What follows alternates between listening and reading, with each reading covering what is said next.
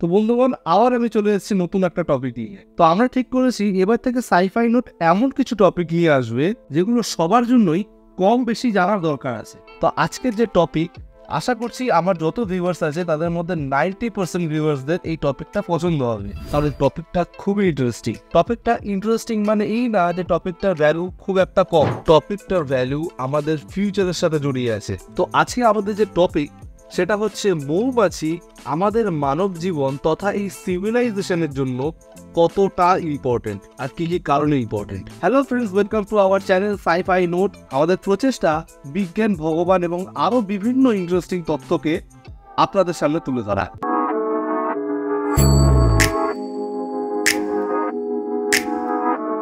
তো এবার চলে আসি মেন ম্যাটারে। তো তোমাদের কি জানা আছে যে মৌমাছি যদি বিলুপ্ত বা এক্সটিংক্ট হয়ে যায় তাহলে মানব জাতি তথা পুরো সিভিলাইজেশন 70% শেষ হয়ে যেতে পারে। এটা আমার কোনো উক্তি না, এটা একটা মহান ব্যক্তির উক্তি।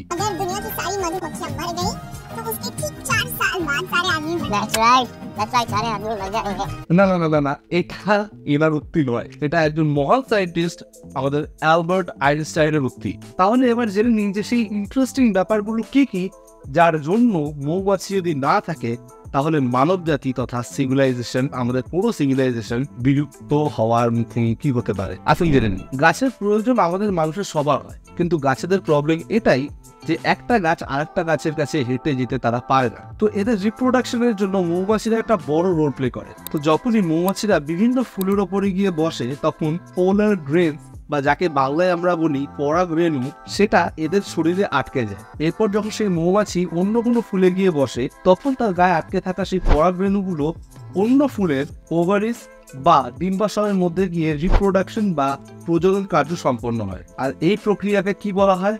ক্রস পলিনেশন বা পরাগায়ন বলা হয়। আর এই ছোট্ট বা যত সামান্য প্রক্রিয়ার একটা বড় এফেক্ট কি জানেন? এই প্রক্রিয়ার একটা বড় এফেক্ট হলো আমাদের ফুডের প্রায় 35% ফুড এই প্রজনন প্রক্রিয়ার মাধ্যমেই আমরা পেয়ে থাকি। আর আমাদের এই সিভিলাইজেশনে এই ছোট্ট একটা প্রক্রিয়ার এফেক্ট কি জানেন? এর এফেক্ট হলো আমাদের মানব জাতি তথা পুরো সিভিলাইজেশনের যে ফুড আছে তার 35% ফুড এই ছোট্ট একটা প্রক্রিয়ার মাধ্যমে হয়ে থাকে। পরিমাণটা 35%, অর্থাৎ 65% ফুড এখনো আমরা বাহ্যিক কোনো জায়গা থেকে আমরা কালেক্ট করতে পারবো। কম না? কিন্তু এই কম পরিমাণটাও যদি না থাকতো না তাহলে বিভিন্ন কোম্পানি তাদের যে প্রোডাকশন হচ্ছে সেটাও করতে পারতো না। তো এবার ভেবে দেখো, 35% ফুডকেই কিন্তু ভাঙিয়ে বিভিন্ন কোম্পানি তাদের বিভিন্ন রকম প্রোডাক্ট রিলিজ করছে যেটা আমরা দৈনন্দিন জীবনে ব্যবহার করে থাকি। তো যদি এইটুকুও না থাকতো তাহলে তো বুঝে নাও। তো এই ক্রস পলিনেশন বা যাকে বাংলায় বলি আমরা পরাগায়ন, এর মাধ্যমে আমাদের খাদ্য তালিকার মধ্যে কোন খাদ্যগুলো উৎপাদন করে থাকে। যদি ভেজিটেবলস এর কথা ধরি তাহলে লেটুস, বিনস, মূলো, গাজর, শসা এগুলো আমরা বিভিন্ন রান্নায় ব্যবহার করে থাকি। আর যদি এবার আমরা ফলের কথা বলি তাহলে কি কি পাওয়া যায়? তরমুজ, আপেল, আঙুর, স্ট্রবেরি, আম, কিউই, আরো কত কি। আর এটা ভুললে চলবে না যে আমাদের যে নিউট্রিশন কমপ্লিট করে যে জিনিসগুলো যেমন ক্যাশিউ, আমন্ড, বিভিন্ন ধরনের নাটস, সেগুলো কিন্তু এই ক্রস পলিনেশনের জন্যই আমরা পেয়ে থাকি। কিন্তু এসব বিভিন্ন জিনিসের মধ্যে একটা জিনিস আছে যেটা শুধু ন্যাচারাল হিসেবেই আমরা পাই না। এই জিনিসটা আমাদের দেশ তথা বিশ্বজুড়ে একটা বড় ইন্ডাস্ট্রিকে খাড়া করে তুলেছে। সেটার নাম হচ্ছে কফি। 2022 সালের যদি ইন্ডিয়ান কফি মার্কেটের রিপোর্ট দেখি তাহলে দেখবো প্রায় $480 এই ইন্ডিয়ান মার্কেটের ভ্যালু ছিল। আর এদের আফটার 10 ইয়ার প্রেডিকশন হচ্ছে প্রায় $1227। তো একটা কথা তো বোঝাই যাচ্ছে যে মৌমাছিরা অজান্তে আমাদেরকে ইন্ডাস্ট্রিয়ালি কতটা স্ট্রং করে দিয়েছে।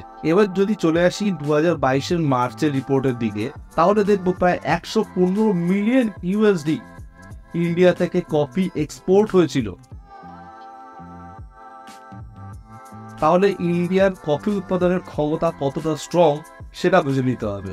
আর এই জন্যই ইন্ডিয়া কফি উৎপাদনে ওয়ার্ল্ডে টপ 10 এর মধ্যে র্যাঙ্ক করছে। তো আমি তো সিভিলাইজেশনের নাম করছি, তোমরা এতক্ষণে বুঝেই গেছো যে তো সিভিলাইজেশন বলতে শুধু মানব জাতি না, মৌমাছিদের বিলুপ্তির কারণে ক্ষতিগ্রস্ত পশু পাখিরাও হবে। তো হঠাৎ আমি মৌমাছিদের ইনস্টিংক্ট বা বিলুপ্তির কথা নিয়ে কেন আলোচনা করছি? এটা সত্যি খুবই ইম্পর্টেন্ট একটা টপিক। সত্যি কথা যদি বলি তাহলে মৌমাছিরা অ্যাকচুয়ালি তো বিলুপ্তির পথের দিকে এগিয়ে নেই, এবং মানব জাতির ইতিহাসে এই মৌমাছি সব থেকে পুরনো সময়ের থেকে এখনো পর্যন্ত আমাদের সাথে বেঁচে আসছে। কিন্তু কিন্তু কিন্তু উত্তর আমেরিকার কিছু মৌমাছির প্রজাতি আছে যারা বিলুপ্তির মুখোমুখি। বিশ্বব্যাপী 6টি মৌমাছি প্রজাতির মধ্যে একটি আঞ্চলিকভাবে বিলুপ্ত। পরিমাণ খুব কম হলেও এই বিলুপ্তির ব্যাপারটাকে পুরোপুরিভাবে ইগনোর না করাটাই ভালো আমাদের বর্তমান পরিবেশের কথা মাথায় রেখে, অবভিয়াসলি। কারণ এই একটা ছোট্ট ইনসেক্টের ওপরেই নির্ভর করছে আমাদের পরিবেশ তথা প্রকৃতি, এটা তো বলা বাহুল্য। তো মৌমাছির এরকম যদি আমরা বিলুপ্তির কারণ খুঁজি তাহলে আমরা মূলত দুটো রিজনকে খুঁজে পাই। ফার্স্ট রিজন হচ্ছে প্যারাসাইট, যাকে আমরা ভেরোয়া মাইটস বলেও জানি। এরা প্রধানত মৌমাছির গায়ের ওপরে বাসা বাঁধে, রক্ত চুষে নেয় এবং তাদের পা আর ডানাকে অকেজো করে দেয়, যার ফলে মৌমাছি বা বীজরা উঠতে পারে না। আর 2 হলো পেস্টিসাইডস। জমিতে ব্যবহৃত এই পেস্টিসাইডসগুলোর মধ্যে একটা উপাদান থাকে যার নাম হচ্ছে নিওনিকোটিনয়েডস। এদের সংস্পর্শে যখনই মৌমাছিরা আসে তখন মৌমাছিদের মধ্যে কিছু ডিসেবিলিটি দেখা যায়। একটা হচ্ছে ফ্লাইং ডিসেবিলিটি, সেলসের ডিসেবিলিটি, নেভিগেশনের ডিসেবিলিটি।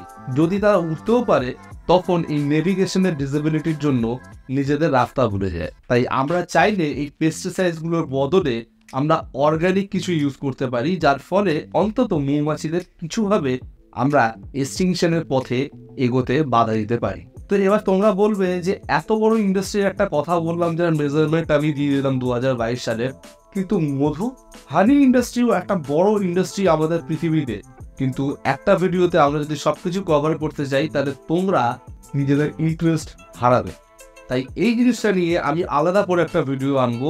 তো এখানেই আমরা আমাদের ভিডিও র্যাপ আপ করবো। আপনাদের কেমন লাগলো ভিডিওটা আমাদের লিখে পাঠান, কমেন্টসে জানান, সাবস্ক্রাইব করুন, শেয়ার করুন, আর আমাদের জানান যে এই ভিডিওগুলো আপনাদের জন্য কতটা কার্যকরী।